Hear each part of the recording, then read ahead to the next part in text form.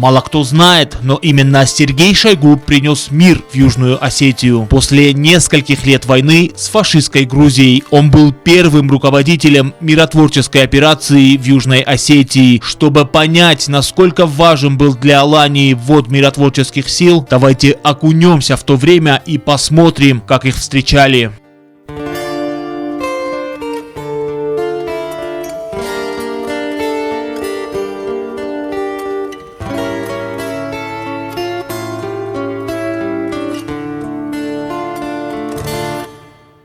А на этих уникальных архивных кадрах Сергей Кужугетович с подчиненными обустраивает быт только приехавшей в республику миротворческой миссии. Это потом в своих воспоминаниях Шойгу напишет: «Я впервые столкнулся с войной в 92-м, когда мне было поручено создать миротворческие силы в Южной Осетии, и мы это сделали». Эту миротворческую миссию даже обычно предвзятые европейские эксперты признают одной из самых успешных в истории.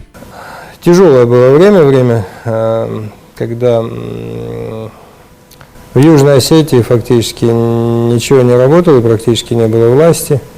Но за исключением, естественно, вот тех, кто там оставался, я имею в виду и Кулумбекова, и Тезиева. Но в первый раз Сергей Шойгу приехал в Южную Осетию в далеком 91-м, когда мы так нуждались в помощи в ликвидации последствий землетрясения. А спустя уже 17 лет, в августе 8-го, Сергей Кужугетович, уже будучи министром МЧС, одним из первых приехал помочь восстановить мирную жизнь в Алании. И еще одна очень важная дата. Сразу после войны, августа 8-го, под непосредственным руководством Сергея Шойгу создается МЧС Южной Осетии.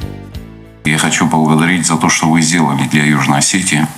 Я имею в виду с начала тех событий, развала Советского Союза, вооруженного конфликта, который был, и именно вы тогда были политическим руководителем урегулирования грузино-осетинского конфликта в Южной Осетии.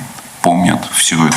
И, конечно же, народ Южной Осетии благодарен. Благодарен и за те годы, благодарен и, конечно же, за 2008 год.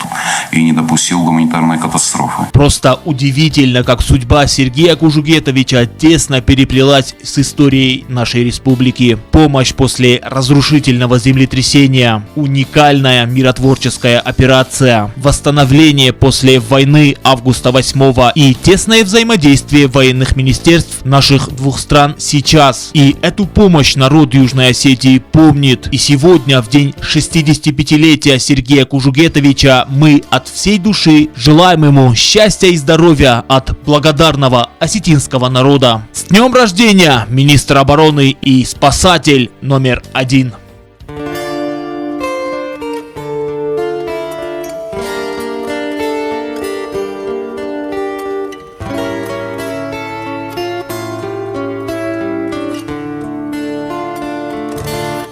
Алан Тибилов, Вера Цхавребова. Информационный выпуск сегодня.